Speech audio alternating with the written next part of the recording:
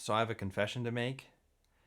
Yesterday, after I got up, after breakfast, I fell asleep in my chair, that one over there, for 3.5 hours and woke up again at 11:30. I had actually slept over the weekend, like both nights, or all 3 nights, like eight and a half hours. But there's no caffeine in my system. It's still Lent here in Germany, and nothing to just keep me from zonking out. And clearly, I'm tired for some reason. I'm not sure why. Well, in the last video, I was talking about how we need sleep because we're tired, and some of us are more tired than we imagine, like me, perhaps. But I want to talk about what sleep is good for. Why do we sleep?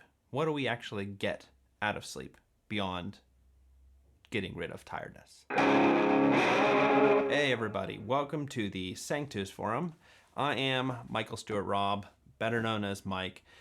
And in these videos this year, these Pense videos, we're talking about lifestyle issues, conversatio issues. Conversatio is a Latin word for way of life. It first became the word conversation in English, and that also meant way of life, which you'll find in your King James Bible.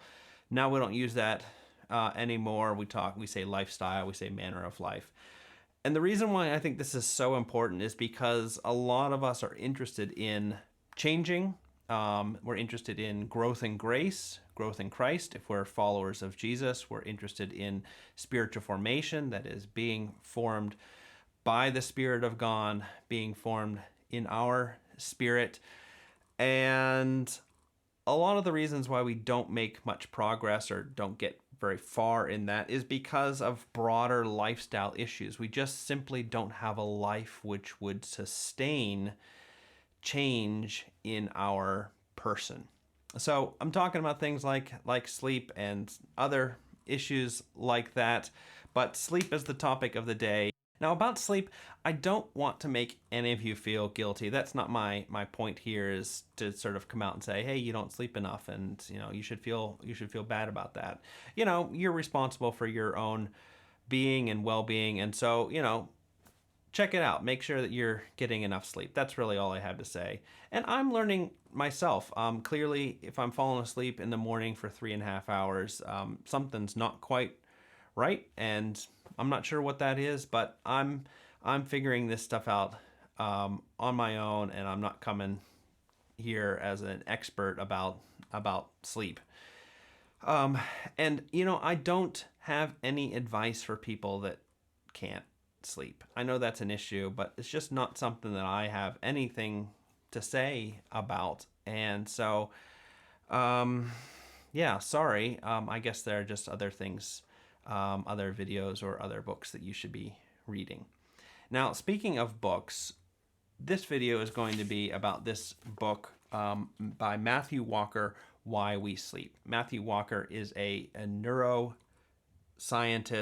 He researches the brain, and this book, an international bestseller, is maybe you've seen it in your bookstore. It's okay. I haven't read all of it, and with books like this, I don't think it's necessary to read it cover to cover. But it's interesting. It's a popular science book, so he's the researcher, and he's trying in a fun and readable way to share his research with the wider world. And I don't know if he really did write this, but he's a decent writer, and you can be thankful for that. He does explain his terms well. I guess you probably don't need to buy and read this book unless you like to read that sort of thing. It's look for a TED Talk or some sort of article, and you'll get a lot of the main information about it. I basically picked it up because I wanted to do these videos on sleep, and I thought, well, my friend had read this, and we were thinking of actually using something like this for the retreat that we did last year and are doing again this year. But yeah, it's again, it's okay. I think one of the biggest problems is that Matthew Walker thinks that you are your brain. Basically, he believes the identity thesis, which is that the mind is the brain and the brain is the mind. There's no difference between them. Soul, he doesn't know what that is, and so really he thinks that you are brains. Sorry, I don't think you're brains, but what you can say is that this is a really good book about the body. It's about a very interesting body part that you have, your brain, and about what sleep does or does not do for that body part. And in that sense, it's very similar to another book that I really like about the body, which is Dallas Willard's The Spirit of the Disciplines. And if that's not clear to you that that's what this book is about, then read it again. This is a lot about the role of the body in transformation into Christ-likeness. And you could read these two together. And he obviously has a lot to say about the brain part of the body. And Dallas Willard is going to talk about the whole thing. And they complement each other in that respect. And that's where I want to take off. This sort of idea of what does sleep do for spiritual formation. And there's two things that I'm learning from this book. Some really interesting things. First of all, Walker is talking about the importance of sleep for memory. I think that's chapter 7. And he talks about the NREM sleep and the way in which that helps us retain information that we've picked up during the day. And if you don't sleep enough, then you will have difficulty retaining information. So that means, some obvious things like if you're a student and you're studying for tests, then you should sleep. Or if you're studying in general in life, you should sleep. If you're learning things, which all of us are, you should sleep.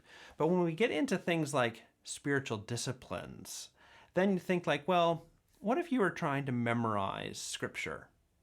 Well, maybe one of the missing pieces is that you need to sleep. Or if you're studying the Bible or just you're reading books. I know people, they say, I read books and I can't remember anything from the book after I put it down. Well, are you sleeping enough to help your body, your brain, put those pieces of information into the right parts of your brain? Because that's what's happening in sleep, at least according to Matthew Walker. But then he has this other little thing. He talks about the importance of sleep, not just for information recall, but for skills memory. So his good example is, you want to practice something on the piano, or say you're trying to take shots on goal in soccer or football. And you have this sort of motion that you're trying to do over and over again. That will improve with sleep. There's an element of sleep which helps our bodies store certain skills memory. And that's really interesting if you think about the role of spiritual disciplines in habit formation. If you are trying to change your habits in your body from reacting in one way to reacting in a different way, sleeping enough seems to be a way to internalize certain skills, certain habits. Very, very interesting. The second thing that I'm learning is the connection between sleep and creativity. And this has to do with that other part of sleep, the REM sleep. And you find this in chapter 11. He talks about how creativity is enhanced by sleep. And there's lots of really anecdotal stories about people who have dreamed certain inventions, certain songs, certain things that they're trying to produce.